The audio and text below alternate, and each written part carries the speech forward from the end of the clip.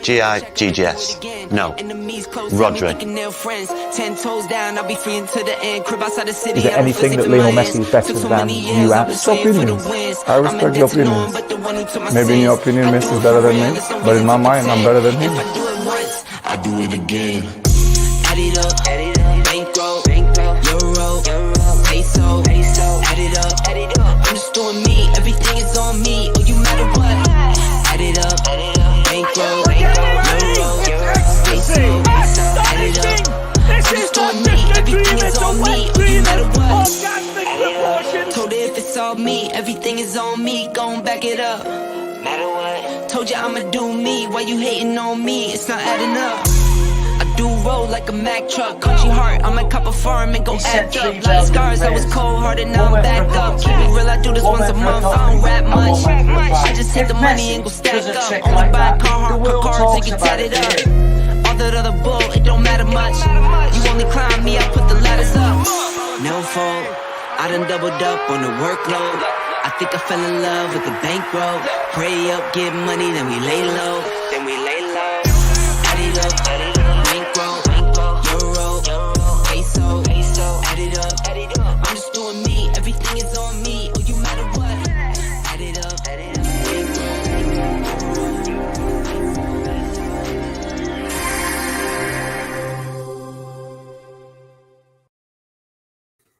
Yes, guys, I'm Si. Welcome to Ace Podcast Station and, of course, the home of Rhodri Giggs on football. The big man is back. There's lots to talk about. We are live on Facebook, YouTube, Twitter, as always. And, of course, if you prefer your podcast in audio form, then check us out on the Sports Social Podcast Network, as well as this show, Rhodri Giggs on Football. You'll find Ace Podcast Nation presents My Story, Danny Batten Fight Show, and a load of other shows. So make sure you check them out. And normally in this part of the introduction, I would give an update to the Charity Super 6 Prediction League that we're giving. However, Will is away, or he's out today, so he wasn't able to do the update. So I'm going to do the update this week off the top of my head. Basically, there was 3 rounds last weekend, Friday, Saturday, and Monday. Rhodri forgot at least one of those days. And I am now... Well, I didn't think it was going to be like Friday and Saturday, 2 days after it. 34 points ahead. Was that how much? Rhodri Giggs. It's all over. It's all over. Give me my prize now. Come on. Possibly it could be now. After me forgetting that week. I think you forgot the Saturday one, didn't you? Yeah. Well, how can you have one on a Friday and have one on a Saturday? Bank holiday, mate. See? Come on. Yeah. Well. I know, yeah, so done you that did because I did all right. I didn't do particularly well. You know what, it probably shows in the last 5-6 weeks I've probably spent about a total of 4 minutes on it. So that's probably why it showed. It's bad attitude, isn't it? Lazy. Getting complacent. Maybe I think what happened is that 1 week where you like nipped above me, didn't you? Just briefly, and you thought it was job done. And 34 points. However, this week there's a 1 million prize for tops. If you get every single result right, there's a £1 million prize. That's a million, yeah. Yeah, so that's quite a good little comp. You might not beat me, but you might be able to grab $1 million. So I know which one you'd rather. So come on, let's go. So as you can see, I'm joined as ever by ex-Salford City and FC United winger, Mr. Rhodri Giggs. Welcome, my friend. How are you?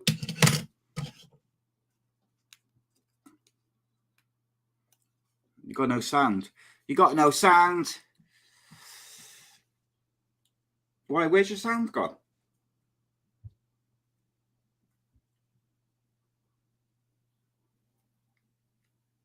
No, it's gone. Your picture's there. Your sound's completely died. There's nothing there. I'm sorting it out. Oh, there you are. Yeah. I'm sort of trying to sort my mic out, but I'm trying to do it as we're going. But I'm good, mate. Been busy today. Been all over the gaff. Little ones at soccer camp all week, so 10 till 3. Fit a bit of golf in between, and then rush about afterwards. Here, there, and everywhere. Just dropped him off at his nana's. I've got to pick him up again in the morning, but everything's good. Good man, good man. Look, you look like you've caught the sun a bit. Like, Yeah, well, that's a yeah, golfing time. It's sunny. I'll catch it. I will catch it. Yeah. So we got so much to talk about. It's going to be an interesting show. So before I'm going to ask you your opinion on some United things in a minute, I think we'll do that first because I would imagine you've got some stuff which you'd like to say on that. But I kind of wanted to say something first of all about football fans. Like football fans get they get a bad rep, should we say, from people outside of football. And this, like, was it Monday? Cardiff played Luton, and the Luton bus pulled up outside the Ninian Park railway station, and there was a bit of an altercation. And of course, it's plastered all over, like Wales Online, and you have all these people in the comments giving it, oh, this is why I don't go to football. This football fans are this and that, making out like it's the 1980s or something. It's, I don't know. It's frustrating. But then you look at like what happened to Ronaldo. Like what happens to Ronaldo and his family is the worst thing that can possibly happen to a parent. I would dare say, like a human being, is quite horrific. It's something which we all worry about, you know, and stuff like that. It's horrible. And I got to say, like, when it comes to stuff like that, football, in the grand scheme of things, just doesn't matter. And to see a game like Liverpool and Man United where they genuinely hate each other, and let's make no mistake, Liverpool fans have got no love for Ronaldo as a footballer. For them to, you know, to after 7 minutes give the applause and the singing, "You Never Walk Alone" and all that, like, to me, that's like a real positive. You know, we all like the rivalries and all this, but like ultimately, it shows that not everyone is just like this complete asshole who's just saying horrific stuff on the internet and all this sort of stuff. There's decent people in the main. And then today, of course, you've had Harry Maguire's family have been evacuated from his house due to a bomb scare. If that's true and that's what's gone down, I've got to say, like, the man's having a bad season. He's not playing very well for United. But, like, come on, like, what are we doing? If it's true, like, what are we doing? Like, where a footballer with a wife and a young kids is getting bomb threats and stuff like that because he's not playing very well. Come on, do me a favour. Got to be better than that. It's just embarrassing. It's just one of them things where it puts me off humanity, mate. But football fans get a bad rep. And you can't look at that. You can't let these idiots win. It's one idiot that's rang someone, and this is an idiot. Going on the other thing, I'd rather not talk about it. He's an idiot. You know, it's just an idiot. It shouldn't be happening. It's just you know, like you say, he's got a young wife and a child. What are you doing? It's a game. It's a football game. And that shows when a Liverpool or United, at the end of the day, it's a football game. Someone's lost a baby. So there's much more important things in life than the game. So, and that's what you see. And I was emotional when they started singing "I'll Never Walk Alone," and I fucking hate that song. But it was emotional because it meant something. And yeah, it was. Feel like welling up now. If you didn't think about it, it was emotional. So yeah, any hardcore fan, it would have been, and it was a real put Liverpool back on the right track of being a classy, world class football club, because they've let us down in the past. The Suarez shirt, you know, a few other things, but no, that on the week it was special. Yeah. It was, yeah, and I think they rightly have got, you know, the credit for that, and I think that's what you want to see. Is you want to see like bitter rivalries where there's genuinely a bit of passion and a bit of feistiness and a bit of aggression, like. But when it comes to real life, away from football, come on, all of them have, you know, when they're not playing football, the majority of them have got like young kids. They got a wife. They got a life away from the football pitch. And I just think sometimes, I don't know whether it's social media and people get like carried away with it. And like, you know, back in our days, like you didn't have that. So like once the football was done, you forgot about it and you went on the piss and you had a few beers with your mates and you kind of just talked about a game and you went about your night and you had a night out or whatever. But like I don't know whether it's this social media thing where people are constantly like giving opinions every second of the day. Like especially some people, like they seem to be glued to like social media and Twitter. Like you see some football accounts on Twitter, they're literally tweeting 24 hours a day, like on something about football or a team or player. I don't know, it's not healthy, mate. But I don't want to focus too much on that negative side of things away from football, because there's plenty of negatives, mate, to talk about for your football team. So I'll give you the choice. Would you like to start with the positive? New manager appointed today, 3-year deal, which can be extended for an extra year. Ralph Rangnick go into the consultancy role. Ten Hag is taking over. Or would you prefer to start with the defending at Norwich and then the absolute shit show that was Liverpool? Let's start with the negative first. Go on in. Right, so you beat Norwich. Ronaldo, by the way, scored a hat-trick again. Man's like the man's a problem, but if you put the ball in the box, he'll score goal after goal after goal. So I don't see how that's a problem, because if without him, we've said it loads of times this season, without Ronaldo this season, United would be right down, probably in the bottom half, I would imagine. And people have got the nerve to say, "Oh, he's 38, he's causing a problem." Do me a favour, mate. I thought defensively, United looked all over the place against Norwich, and I just thought if they defend like this against Liverpool on Tuesday, it could end up being like proper embarrassing, like a real embarrassing score. 4-0, not great, but it wasn't as bad as what I thought it was when I was watching them defend against Norwich. Like, I know the defending hasn't been that great all season, but like Norwich are not Liverpool, are they? And if you can't defend against that, you've got issues.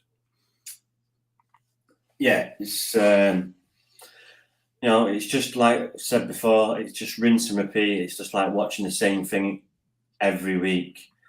The team's broken, like Neville said. The team's broken. It's just broken. They're just, look scared. A lot of individuals. Some of them are just halfway out the door as well. I don't know why you play them, but yeah, it was just a shambles, and it was really comfortable as well. Really comfortable. And then when Norwich scored, you could see the nerves coming in, and then Ronaldo saved us again. Unreal, mate. What do you think about Pogba getting booed? He went off injured, and by the way, he got injured by Harry Maguire. Clumsy Harry Maguire, should we say? He like kicked him in the head. He went off. I didn't think there was a great deal he could do about the injury. It wasn't like he went off. He dived or something. He got twatted and had to go off. Like he got booed as he came off. Then at full time he got booed, and at full time he kind of gave the hand behind the ear. Like you said to me, what was it? I don't know, probably about 4 or 5 weeks ago when we were talking about someone getting booed. I forget who it was. You said you won't see, it might have been Harry Maguire getting booed with England. You said United fans won't boo like their own players during the game and stuff.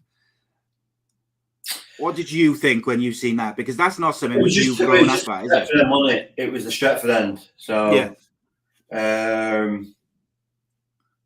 yeah, it's just probably a load of United fans that have had enough. Just had enough with him. Yeah. With his agent or the way he's just. But the club, it's the club's fault. The club it starts at the top.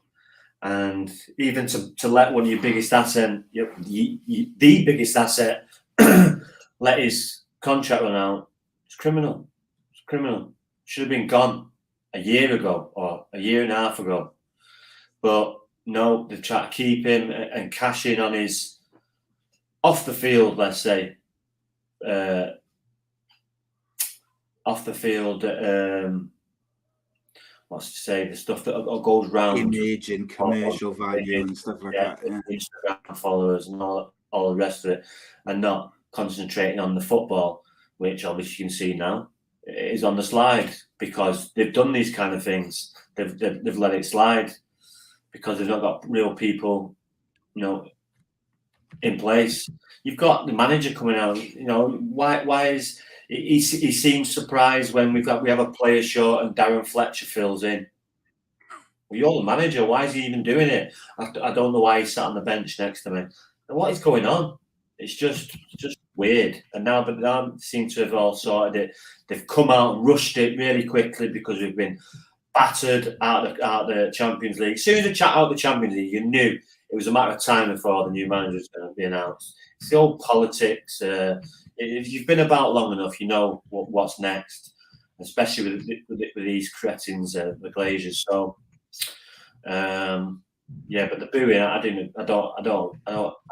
wouldn't boo, but I can see why they're doing it with him. They've just had enough of him. Yeah, I can see why. I can see why. However, I was surprised by it simply because, having talked to you, over the last couple of months, that's not something which you would have kind of grown up with. It wasn't the day going for the day trippers all on the side and all, but it was the Stretford end, the core, the hardcore ones. Yeah, the hardcore Stretford end, and they were letting him have it. So I don't agree with it, but you can understand why. Yeah, 100%. He's rinsed the club. His agents talk crap about him. He's not done anything about it. But most importantly, he's been on the pitch this year. He's been rubbish. He's been rubbish. And then when you see him play for France, you go, it's like a head scratcher. He obviously clearly doesn't want to be there. That's why he's getting off. So, I'd have got rid of him 2 years ago. Yeah, I think he 100% should have got. I think it's debatable. 2 years ago, but last summer that was the time to get rid of him. Whether because of COVID they didn't have any buyers, but even if they'd sold him for 60 million in last summer, it's better than nothing this summer. So, and now the rumours of him getting £500,000 a week is unreal. Yeah, honestly, mate, right? That's just football. No, but if they give him, if he signs a new contract, mate, all the rest of it. If he signs a new contract and stays, mate, I think United's problems are going to only get worse. There's no way. I don't think so either. But there's no way. I could bet my fucking house he's not staying. £500,000 is a lot of money, though. Why would he turn down a £500,000 a week contract? He doesn't want to be here. Doesn't want to be here. Should have got rid of him 2 years ago. I also think, though, as well, when you're on £300,000 a week, that extra £200,000, it doesn't make that much of a difference as the first £200,000. If I had three players, 150,000, 175,000 a week that do better than him. Yeah, it's never been for me anyway. All his tricks, he's got ability. He's got the ability to be the best player in the world, but you don't show it enough. You've got to be week in, week out when you come to these clubs. I've never seen it off him. Yes, a little burst, but not week in, week out, season in, season out, like the top players do. Doesn't do it. Yeah. The only time he's done that is for his final 2 years at Juventus was the only time he's got a. Yeah, well, he's 28. He's had 2 good years in his career. Well done. When he's won a World Cup, but that's the French team. He's a totally different player. Yeah, and I think United are as much to blame as he is, but I also think there's been a lot of times when he could have put a bit more in. So, a couple of comments quickly. Where was it gone? Someone said, Craig said, I've never known anyone's performance to improve after they've been booed by their own fans. I think that's a fair comment, and it never gets better after that, does it? And also, from the Shed End podcast says, what's your thoughts on Hannibal? Watched him and Zidane Iqbal a lot in the under-23s previously. The new manager has utilised the youth system really well at Ajax. We've always flooded young talent in, but you have to have quality players, experienced players to guide them players through, or you get Rashford, Lingard, players who don't give a shit. This would not have happened 10, 15 years ago. Not running about. They would have all been doing what Hannibal's doing. This is what I mean. From the top to the bottom, it's broken. You've got there's homegrown players. Rashford, they walk about. Oh, mate, it's rotten to the core. This is Ferguson was here. That would not be happening. It would not be happening. It wouldn't be happening. So that's from the top all the way through the club. And that Hannibal's got a bit of spike about him. Decent player. That Zidane's a decent player as well. And this Bentag, if they're good enough, I've always said this, if they're good enough to play it, they'll play. But you have to be able to blood them in with quality, or they're going to struggle. Look at our kid when he come into the side when he was 17. Brian Robson, Steve Bruce, Brian McClare, all good pros, experienced players. Not these guys who are doing whatever they're doing, or Instagram modeling and all that. They weren't doing all that. They were good, honest pros and and when they come in, they looked after them and made sure they blossomed. And, so I feel sorry for this. Well, I don't feel sorry for him, but, when he shows that, a bit of spunk, they should feel embarrassed by it. They should feel embarrassed by it because he's gone round and he knows what Liverpool United is all about because it's taught to him in the academy. You don't get beat off these, you get stuck in. Even if you're not getting beat, you get stuck in. And it showed. It showed. So, I saw someone on social media today. They said that if they was Ten Hag coming in, they would literally bin off out of the 11, 12 who generally have been starting. He said he would keep De Gea, Varane, Luke Shaw, Fred, and then Bruno, and then Ronaldo and Sancho, and then the rest of them he would sell or release or whatever their contracts are. He would bring in all the under 20, all the best under 23s for those positions, and would literally not sign anyone for a couple of the first month of the window or whatever it is. See if which ones of those at 23s are any good, and then bring in experience around them. Because he said the only way that you will fix the United football team, off the field, they got issues, but the football team is to get rid of that lazy, toxic attitude. And there's too many players within that squad who've got that attitude. So people are blaming Pogba. Yeah, rightly so. He's got a load of criticism. Or blaming Maguire. Rightly so. He's been shocking. But it's not just one player. The group have got the wrong attitude on and off the pitch to the way they go about things. The very bare minimum that you do as a footballer is you give your all and you run around and you fucking try your hardest against Liverpool, your biggest rivals. And the only player who got stuck in was a kid who's never played in that fixture before. Marcus Rashford, who's a local lad who's come through the academy, gets paid thousands of pounds a week, and he's just walked around for the majority of the game doing absolutely jack shit. Not one tackle, nothing. And to me, whilst I don't necessarily agree with what this guy was saying about putting all the 23s in and not signing anyone, because I don't think you can do that. It's too much pressure on those players. But I agree with the sentiment of it, that the only way to fix it is to just literally go, right, De Gea, you've got a good attitude. Sancho, Bruno, you've got the right attitude. You're good enough. Rest of you can get lost.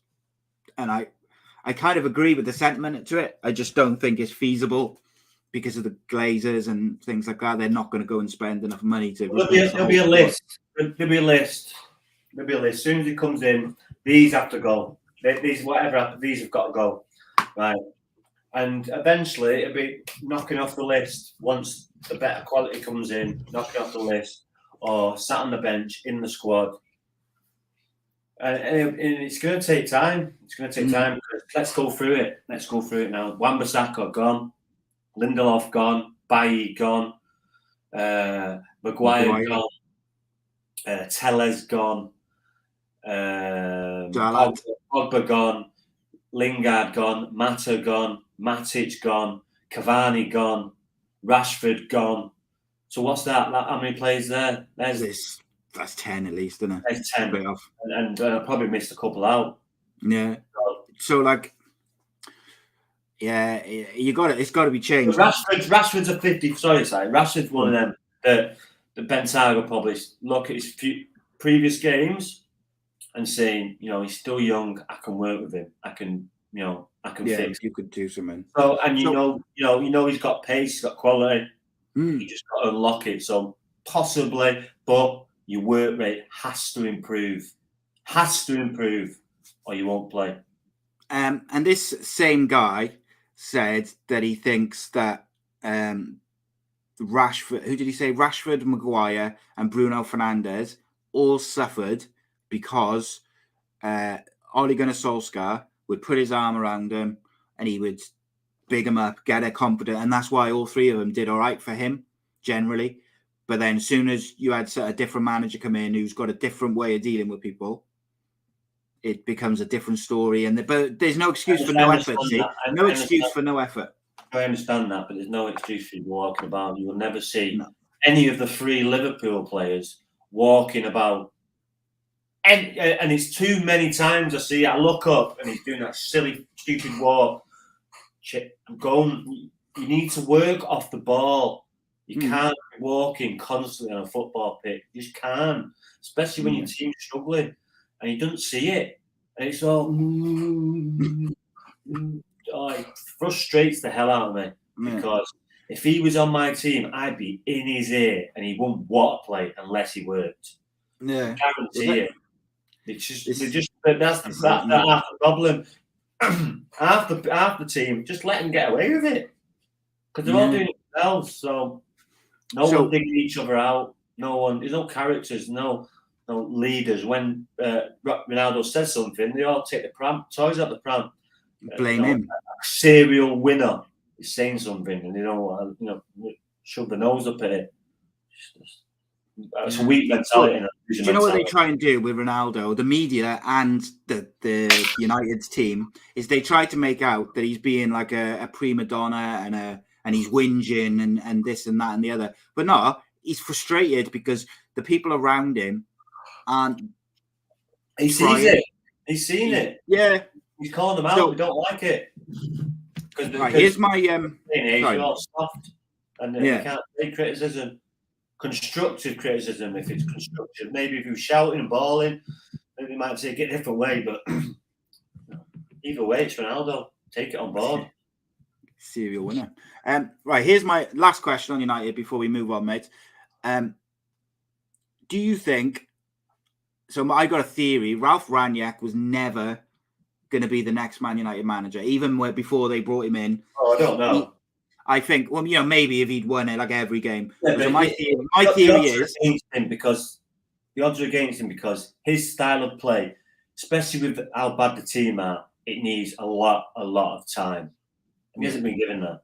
But my theory is that he was brought in to be cold and calculating and tell the players, like he tried the pressing style for a couple of games, like the Palace game. You watch that Palace game and you think, oh, here we go. They might actually do something here. But the players refused to play the bloody tactics. So anyway, so my thing is that he came in, he was always going to be cold, calculating, and he was basically, like you said about a list, he was making a list of who's got to go. And then all he does is he's a consultant for the football club after the end of the season. If they were going to bring in whoever, Ten Hag as it turned out, that list gets given to him and it's like, this player has got the wrong attitude. This player is an asshole. This player, whatever it may be. But he was brought in purely for the last part of this season to do nothing else than to assess the attitude, the abilities, and everything which goes with it of those players to see where they go to completely restructure the team. Do you buy into that theory, or do you think possibly? Possibly, because it'd be the only way I don't think that, because that'd be really, really clever and astute thinking. And that's the problem, isn't it? That's Yeah, the problem, I mean, And like, I don't think that these Glazers are that astute and that in football. In football, so yeah, I just think that Yeah, I can see that. Like Rob says there, and this kind of rounds off the problem with the Glazers. He says you're delusional if you think that that'll happen. Saying about what I said about all the players need to go and that, and he said, I put money on it that 80% of that team, which is starting now, will be starting the new season. And unfortunately, you wouldn't be surprised. I don't agree with that at all, because half of them are running out of contract. Yeah, there's a large portion, probably larger than ever, that are out of contract, so they have to go unless they re-sign them, which would be catastrophic. I don't think Wan-Bissaka will be there. I don't think Dalot will be there. I don't think. I think there's a couple who are 50-50. I think Luke Shaw, Rashford. I don't think Lindelof are there. I don't think Maguire will be there. I don't either. I think Lindelof's probably 50-50. I think Pogba's going, Lingard's going, Matic is going, Mata's going. No, listen to this, right? I have never ever heard of a Manchester United player saying he's leaving. There's 4 weeks left. Never in my life. That is unbelievable to me, because the players would always, when the contract was ending, they were I remember Alex Ferguson letting Steve Bruce and Gareth Pallister let them know on the last day of the season when they just won the league. They were both on 9 years being at Old Trafford. They're going into the 10-year of testimonial. No, see you later, lads. See you in a bit. Thanks a lot. And they found out on the last day, because these players they're dying to get another contract. So they're just waiting. He's not. I don't want to play there. I'm getting off. This is a shambles here. I'm off. 4 weeks left of the season. And he's saying, no, I'm not taking a year option. I'm getting off. That in itself is unbelievable. Speaks volumes. Yeah. That does. You're letting Nemanja Matic, a 36, 35-year-old player who's past his best, let's have it right, dictating to you what he's doing to Manchester United. It's just a shambles. Yeah, there's. I got a feeling, mate. We're gonna be back on the subject soon enough. You've got a homegrown player that you treat like shit, Jesse Lingard, who should have played and not been there. Well, the way they treated Lingard, Cavani back, a swift breeze will give him a calf strain. So, yeah. Yeah, on Jesse Lingard, mate. I'm not his biggest fan. But I think sorry for him, because the way United have treated him, he's not had a good been run. Disgusting. He's never had a good run. Even when he was with Jose Mourinho, he'd always drag him out or pull him out. So he's never had a really good. Or he put him on the left or put him on the right when he's a number 10 and he's in the midfield. So I understand. I can feel for him, but he should have left. He should have left after West Ham. He should. You know what? Bit the bullet, because he loves Manchester United. And obviously this window was the last straw. They should have let him go in the summer, mate. In the summer, after his stint at West Ham, they should have shook hands. He should have gone. He should. It was in. He's his own boss. I know he was contracted, but if he said no, I want to leave, they'd have leave. But because he's United lad, that heartstrings, pulling on the heartstrings, and in hindsight, it was the wrong decision. Yeah, and I thought it was quite poor of them to stop him going in the January window, and it was also stupid business as well. It was purely Mason Greenwood, because Mason Greenwood, that stuff happened. But they haven't played him anyway, have they? The youngsters have played more. No, exactly. No. So they didn't need to keep him. When he does come in, expecting to pull up trees, and you just can't do that when you're not match fit and you haven't been playing games. Yeah. So I feel for him a little bit. So Burnley are 2-0 up against Everton. Everton, I have reliably been informed by Southampton. Come on, Si, get the information right. 2-0, but Everton are panicking. Is the word, mate? Because the one thing Everton do not want is a Burnley win tonight. And I tell you what, mate, Southampton have been in phenomenal form. So for Burnley to go there last week. They've been doing well, Southampton. I know they might have lost a game here and there, but they've been doing really well. Point behind Everton, doesn't it? Yeah, mate. Everton thought they were safe, see, but they have got a game in hand over Burnley. But I mean, at this stage of the season, I'd rather have the points on the board, I think. Yeah, 1 minute, mate. It's one of them. So, guys, get your questions in. If you've got any questions about stuff, we're going to move on now. We're going to talk. A bit of Premier League now for a minute and the FA Cup. Then we're going to move on to the Championship and a few other bits and pieces. So, if you've got questions and stuff like that, get them in. I'm very interested in what people make of the situation at their various clubs. Middlesbrough playoff run seems to be fizzling out a little bit. Cardiff are losing half their squad. I saw one Welsh journalist earlier today say that they reckon Cardiff are going to sign 15 players in the summer. Absolutely not a chance in hell that they sign 15 players in the summer because they ain't got the money. But right, mate. So I'm going to talk a little bit of Premier League before we move on to the Championship, mate. So obviously you missed last week. FA Cup final is been. The FA Cup generally has been quite an interesting little weekend. What did you make of Palace's performance versus Chelsea? I thought they were all right. They just didn't have enough, did they? They had a chance first half, didn't they, to go for it. Chelsea weren't really at it. And if they could have maybe got a goal, but yeah, it didn't work. They missed a couple of chances in the second half as well. When you get chances, especially when the team you're playing is not on it, but then they come out second half and they just steamrolled them. And yeah, it's good showing. Semi-final, comfortable in the league. You can't ask for much more than that as a Crystal Palace fan. No, and better football on the eye, better players. You can watch Crystal Palace and think, it's a good game. It's a very difficult place to go. Very difficult place to go. If they could find some money, mate, I think Vieira's doing a phenomenal job so far. Yeah, I think 100%. If they can back him. They're good on the eye. They're easy on the eye as well. So last year, watching them, you wouldn't open your curtains if you're playing your back garden. But yeah, they're a lot better this year. Yeah, so it'd be interesting if they try and back him in the summer and give him, a bit of money to spend. I think he deserves that. Yeah, I think so. Well, don't go daft. I'm sure he knows what his budget is, but Palace have had pretty deep pockets recently. So I think players will want to play for him as well. Got 30, 20, 40 million to spend. I'm pretty sure you can bring a couple of players in.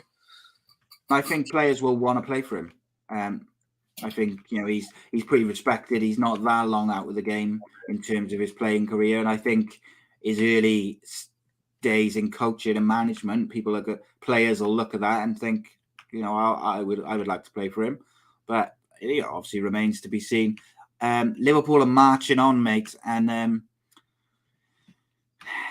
I said to you, I think it was 2 weeks ago, but I thought there was a slim chance they might win the quadruple just because they were the form team and they just look like they've hit that magic spot of momentum at the right time. They're still on for it. You said you didn't think they would do it, or you thought it was unlikely. Do you still feel like that, or are you starting to get a bit twitchy that they might do it? No, still fancy City. Okay. Still fancy. I think City now, they've done it before. Right, lads, we need to win every single game now. We need to be on it. No slip-ups. I think because they've done it before, they'll go and do it again. That Liverpool will probably win all their games as well. Yeah, there's one point in there, so it's so close. I think I know you tipped your pick for the Champions League was Man City. I still feel like Liverpool. If City win the league, I fancy Liverpool, or vice versa. If Liverpool win the league, I fancy City to win the Champions League. Problem is, Real Madrid on their day can beat anyone, and Villarreal, I saw someone saying the other day, or heard someone on the radio. I think it was one of those idiots on Talk Sport. Actually, might have even been what's his head? What's his name? Jamie O'Hara, I think it might have been. I think, who was saying basically, the manager Unai Emery at Villarreal He said, he's a Europa League manager. He's never done, he's never won the Champions League. He's got no thing in the Champions League. And I was like, yeah, but that's because the clubs that he's been a manager of have been in the Europa League, and every club he's been at, whether it was Seville or now with Villarreal, they either win the Europa League or they get to the final. Like, his record is unbelievable in those competitions. And I think it's idiotic to say, but he hasn't won a Champions League. But you can't win it if you're not in it. Idiots. So anyway, I think... No, I think Arsenal are kicking themselves, getting rid of him. I don't probably some, because I think they probably did pull the trigger a bit too quickly on him. But I think Arteta is a good fit for Arsenal as well. And they've given him a bit of time, and I think that was the right thing to do. Even though, they could be, because I think he's done a phenomenal job with Seville and now Villarreal. If Liverpool underestimate him and they think it's going to be another, stroll in the park, they might get a bit of a bite on the backside, as it were, because I think Liverpool. I'm looking at Liverpool. They haven't got that kind of mentality. They're on the roll now. No, I don't think so either. You see, when Virgil van Dijk made a mistake, Klopp was straight on him. I think that, if one makes a mistake, the group are like, hey, come on. So I think they're all tuned in now, but so is City. But it's going to be good. It's going to be exciting, and can't wait. Who do you think gets that fourth Champions League spot? Tottenham, Arsenal, United? United ain't getting it. No, United ain't getting it. I'd go Tottenham. They seem to be the form. Arsenal, how good they were last night, but we'll probably beat them that weekend. Just haven't got they haven't got that consistency, but they will, because you've got to expect that, because they're using young players. But add a couple of more bits, and Arsenal will get better. But I still fancy Tottenham. Yeah, they seem to be the form team. They're in front. They've got a game in hand. Fancy them, yeah. What about Everton? Do we think they're going to survive? Everton. I had a bet 4 weeks ago. Everton to get relegated, and United not to get in the top four. It's looking good. Yeah, I was going to say that's looking very good. Very good odds. Paddy Power. Check it. If you're not using Paddy Power, go into Paddy Power. Best odds in town. Little plug there. Got to get the plugs in, mate. Best adverts in town as well. So, I wanted to ask you about Chris Wilder, mate. Right? So, do you think Chris Wilder has done anything wrong? So, Middlesbrough, took the Middlesbrough job. He's doing a phenomenal job at Middlesbrough. Was linked with the Burnley job, and ever since he was first linked, and he was linked in national newspapers, but at the same time, there was a lot of in the days before the story broke on the national stage, there was a lot of Middlesbrough journalists, local journalists, and Twitter accounts and all this saying that he was having a talk with Burnley. He'd been in the director's box to watch a Burnley game, and ever since around then, Middlesbrough have had a really big stutter, and they haven't been as consistent, and their playoff running is faltering a little bit. It looks like, or at least I read yesterday, that Burnley might not want him now, and they might go elsewhere. Has he done anything wrong? And if you were the Middlesbrough chairman or the Middlesbrough fans, would you be pissed off? Would you consider looking elsewhere in the summer? It's hard, because I think he's a great manager. Chris Wilder's a good manager. His head's been turned. It could happen, but if you keep him, you have him for a full season, they'll get promoted then. I'm interested in what the Borough fans who watch us would say, because I can't decide if I think he's done anything wrong particularly. Should he have closed those rumours down straight away? Because they were in the middle of a big run to try and get in the playoffs, and regardless of whether he meant it, he has disrupted that. Chris Wilder's not inexperienced. He's not going to let that affects him. It's just whether he meant to do, mate, or not, it's disrupted it. Yeah, no, but that's but he doesn't play. No, I'll give you that. Yeah, I'll give you that. So why if it's affecting him, why would it affect his players as well? So question. No, I don't. He's been about his experience. I don't buy that, actually, thinking about it. Question: is Burnley a bigger football club than Middlesbrough? Yeah. Interesting. History tells you Burnley's bigger than Middlesbrough. Interesting. It's an interesting one. That I'll leave that one. Burnley back. Burnley in the 60s, 70s. No, they had some good players. Burnley, big players. Yes, they petered out in the 90s, but then they've obviously come back. Middlesbrough, you've got Sunderland, you've got Newcastle. I know Middlesbrough just outside, but no, I'd still say Burnley. It's close. It's not, there's not much in it. But I'd say for history, Burnley won the FA Cup. I'm pretty sure they have. Middlesbrough haven't. Yeah, I don't know. Middlesbrough won their first trophy relatively recently, didn't they? Like in the 90s or something like that. I think they won the Carling Cup. Yeah, they definitely won that. 2 cup finals, and they both got beat, and then they got relegated. I remember that. Yeah. That was the same season, wasn't it? They both got to both cup finals, and they got relegated. Yeah. But I don't think they've ever won a cup, have they? Yeah, they won the League Cup back when Janino was there and all those guys, Ravanelli and that. Burnley have won the league and won the World and the FA Cup. Pretty sure. Borough fan, no prizes for who he's going for. He says, "Sorry, I've been to Burnley and I know where I'd rather be." Well, listen, don't get me wrong. I agree with that. Even though Middlesbrough's not Marbella either. So every time I've gone to Middlesbrough, I've been chased out there by a bunch of penguins. It's that cold. It's freezing. and the ground, it's a nice ground, but it's in the middle. No, it's in the middle of.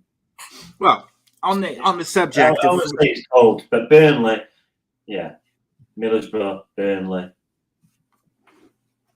Yeah. On the subject of freezing, like I said, there's not much in it. On the subject of freezing cold football clubs, Rob Boyle asks, do you reckon Eddie Howe is doing an amazing job at Newcastle? Oh, super. He says, I'm split because of the money that he's been given. But I don't think he's spent... You still got to do it. You still got to get the match, win the games, integrate these players with your players that you have already. Yes, it helps bringing better quality players in, but you still got to do it. You've still got to nip down, put the right players in, play in the right positions, make the right decisions. So, since he's come in, there's not even been talked about relegation. So, job done. Yeah. He's just under pressure now for next year because if he doesn't hit the ground running, these people will get rid of him and bring someone else in. This is what they're going to do. It's going to be like Chelsea and City all over again.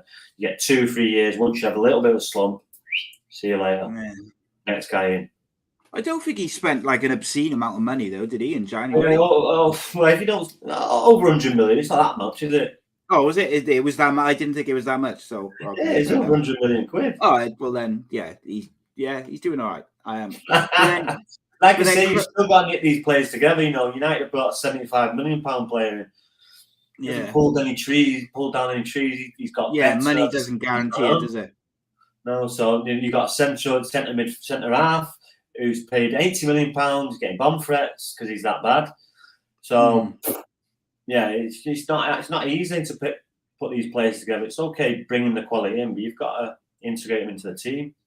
So Rob says, but would he have done as good a job if he had the same squad and the same amount of money to spend as what Steve Bruce had? Ooh, that's a good. Who said that? Rob Boyle. Yeah, it's a good one, that Rob. It's difficult to say, isn't it? Because he also had the new manager lift as well, didn't he? Yeah, when he first you get the lift, different ideas. Looks like a touch more attacking. So.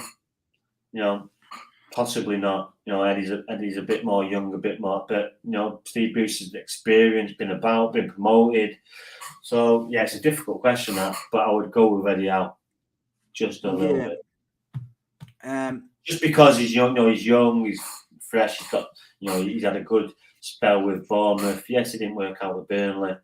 Then when he went back, he had a very good spell as well. So I think someone just said in the chat, but what I was going to say is, if you listen to players who've played under Eddie Howe, there's not many footballers who I've ever heard moan about him or slag him off.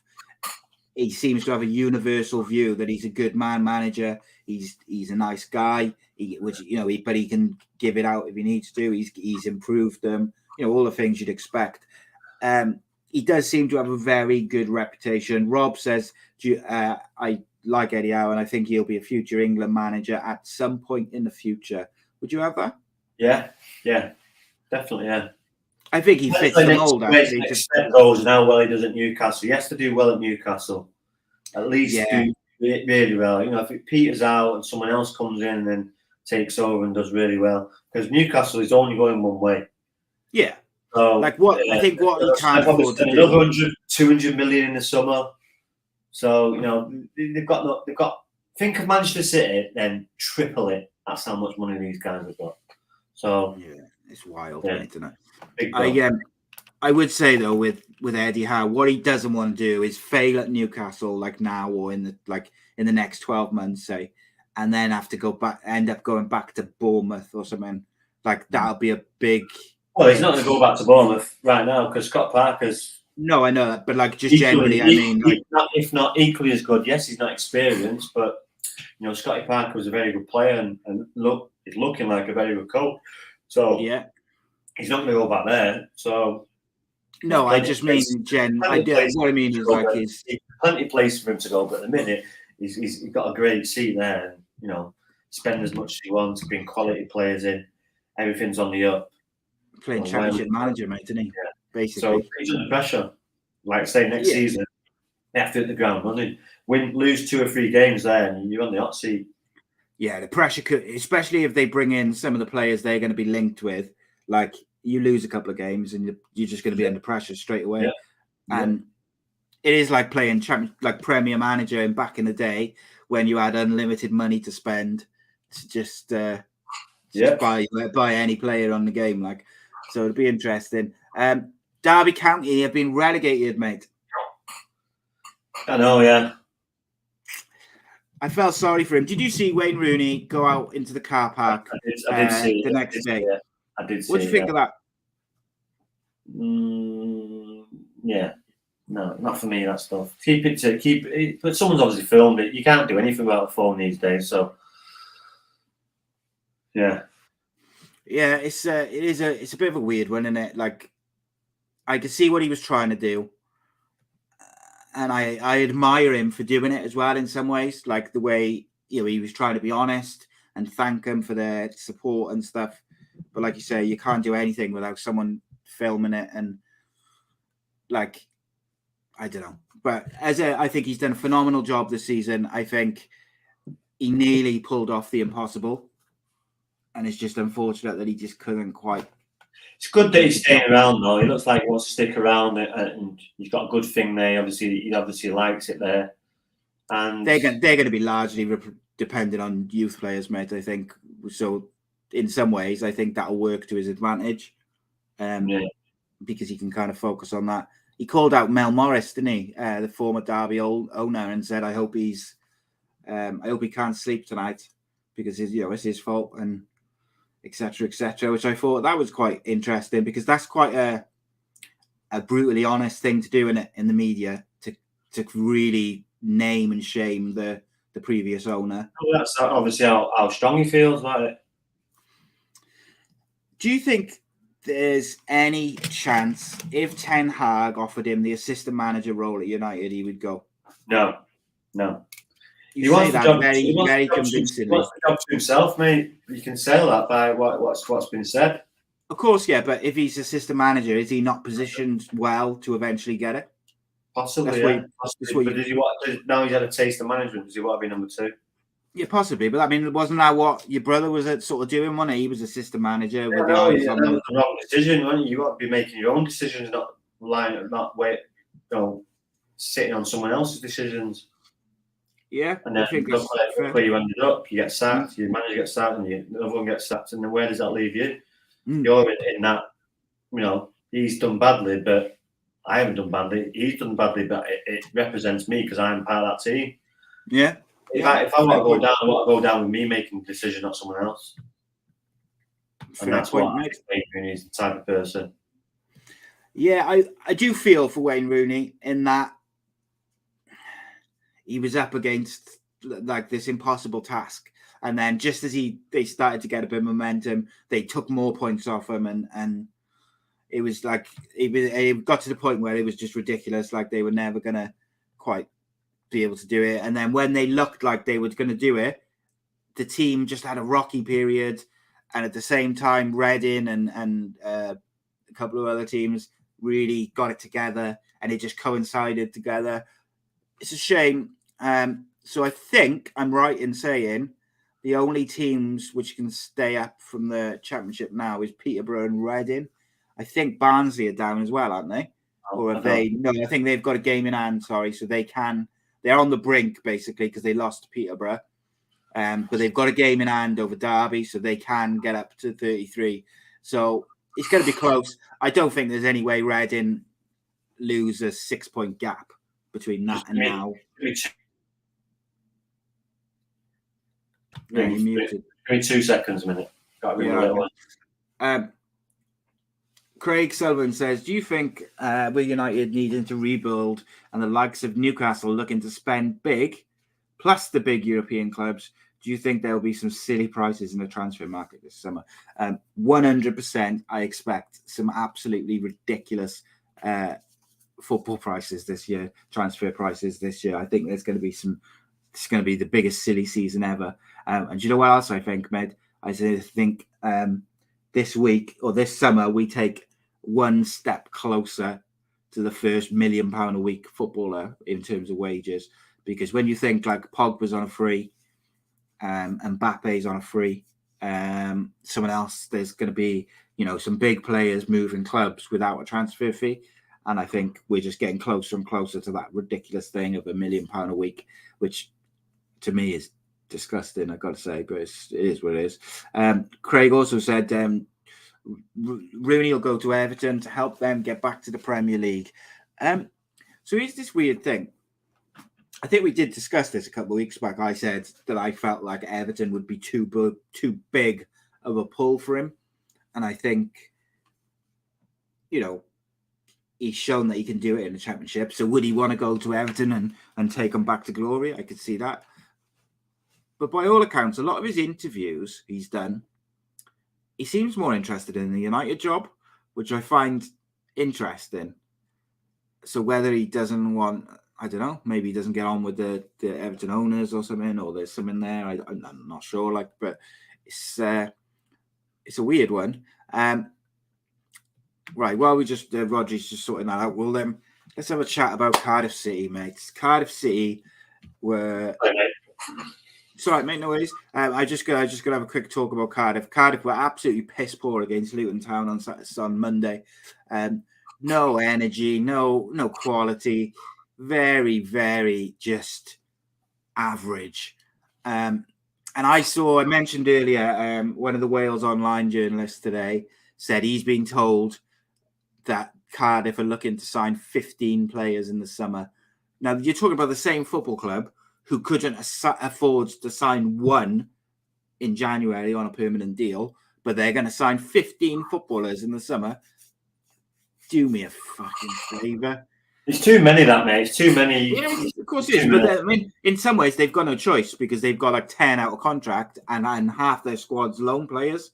So I think it's like, what are you going to do? But I think what they will do is they'll try and get Tommy Doyle and they'll try and get Draymar on loan again next year, rightly so. And then they will try and pick up players from the lower leagues and free transfers. Maybe they can get 15 that way. But I mean, they were so disappointingly average at the weekend. And to me, it's not even necessarily about the quality. It's about the work rate for some of them and the attitude. I still not seeing like just genuine 110% running round, putting a tackle in. I didn't see it versus Swansea, and that Swansea game really seems to have taken the wind out of Steve Morrison's team. I think they look like a team who cannot wait for the season to finish. They're safe. They're not going to get in the playoffs. Let's just get out here. But like Cardiff, like Craig says there, Cardiff are losing 10 players and 5 on loan. It's just lazy journalism. It is lazy journalism, but one of the biggest reasons it's so lazy is because there's no way they have the finances to do so. So either it's lazy journalism, he's putting 2 and 2 together in terms of the numbers of players that they're losing, or he's being fed it by someone at the club who haven't got the best track record for telling the truth, shall we say. Luton Town, mate, they march on, and they're up to, they're in for. I fancy Cardiff against them as well. I didn't. I Let had me Luton. down. I had Luton, which is unusual for me. Kind of fan of you going against your team. Well, it wasn't a bet, though, was it? It was a prediction. It's different. It's different, isn't it? Right. So at the moment we got. By the way, Reese's mum said in the chat earlier. She said she thinks Fulham will go straight back down. Where do you stand on that? I think if they can keep the majority of the team they've got now. So the majority of the team they've got now have experience in the Premier League. They've been there. They were there last year. Plus, so they've got people like Nico Williams and a couple of good youngsters. Add a couple more players, not as much as they did last time. I think it's still going to be difficult. It's still going to be hard. It's all about the start.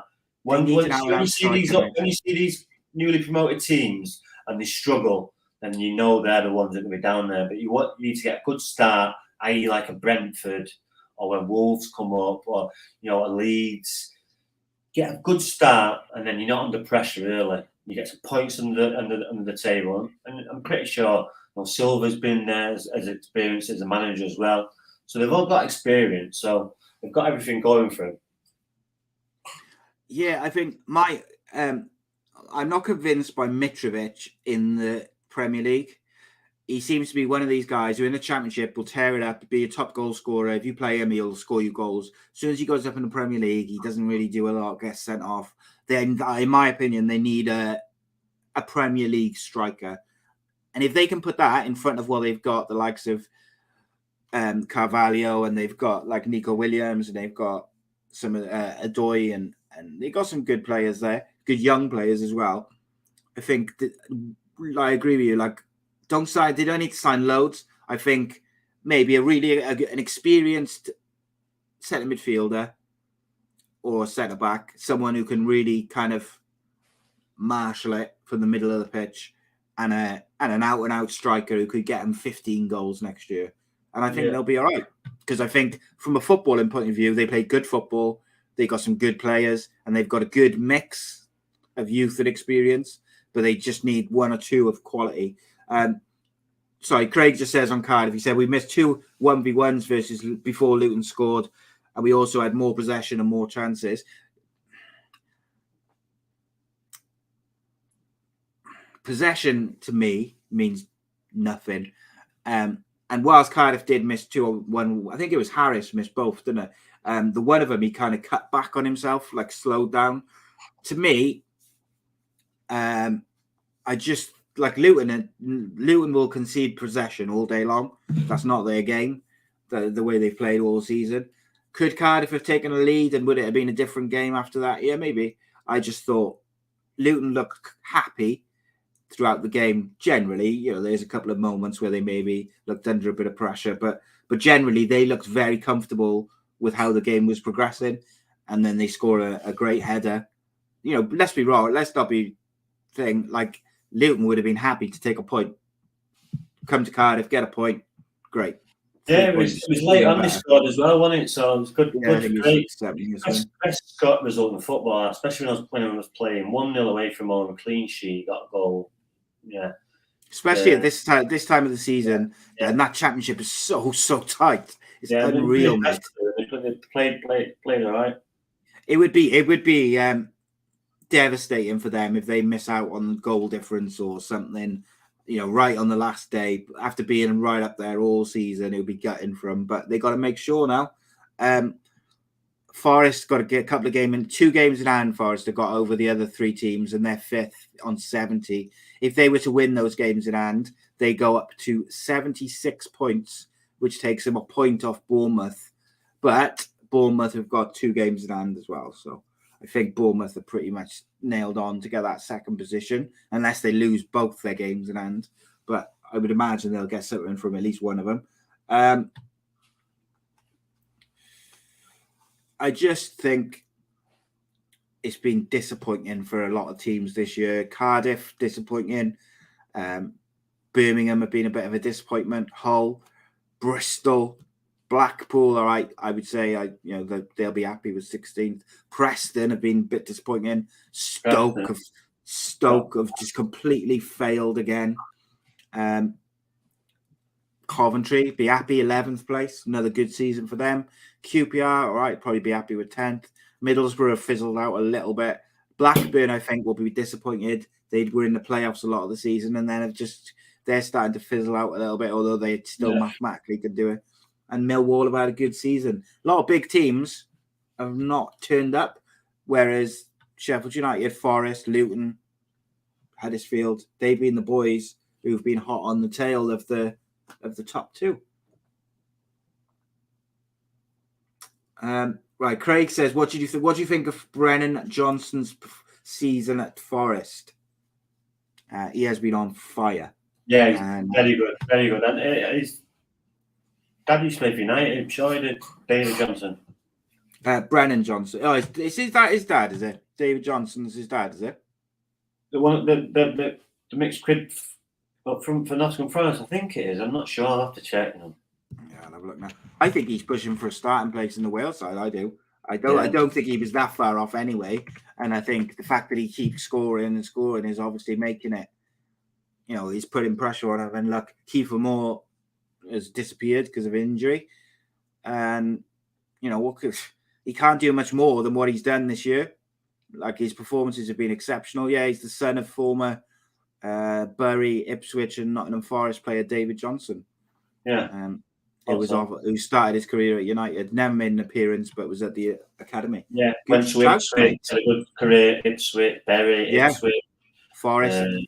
Made 150 games for Forest. Yeah, he's a really good lad as well. Really good lad. Good lad. So, well, he'll be happy. My daughter's just rang me saying she's locked out of the house. Nightmare. We're going to wrap up now, mate. Anyway, guys and girls, it's been an absolute pleasure as always, and we'll be back next week. Join me on Sunday for the fight show. Got former K1 world Who's winning Saturday? Who's playing? Fury, White. Ah, mate. Tyson Fury all day long, mate. Sorry. The Gypsy King. Yeah, no way. No, I'd be very well, but you say no way, right? Got a puncher's chance anyway. He's a heavyweight boxer, and Dillian White, he hasn't got the same power as Deontay Wilder. Winning different angles. Yeah, he's different. He is a different kettle of fish because he's shorter as well. If Tyson Fury hasn't got his mind right, there's every chance that Dillian White can do something. But I'd expect Tyson Fury to outbox him and win, to be honest. I think Fury will stop him in about the 5th round. You reckon, yeah? We'll wait and see. I do, yeah. Ricky Hatton's making a comeback. Yeah, I know, yeah. We're going to that. Mates with his oldest mate, so we're going. He told me he's got a ticket today. Interesting stuff, mate. We got K1 former world champ Lauren Wolf on Sunday, so I'm quite looking forward to that because obviously we normally have boxer or we have an MMA fighter, but she's a former kickboxing world champion, so I'm kind of looking forward to that. I think she's taken a trip into the world of MMA, I think. So yeah, it's gonna be a good one. Guys and girls, we've got loads of good shows coming up. Got one with footballer Charlie Clough coming soon as well. So check that out. But until next week, we'll bid you a farewell. Appreciate you all as always. Nice one. Wrong.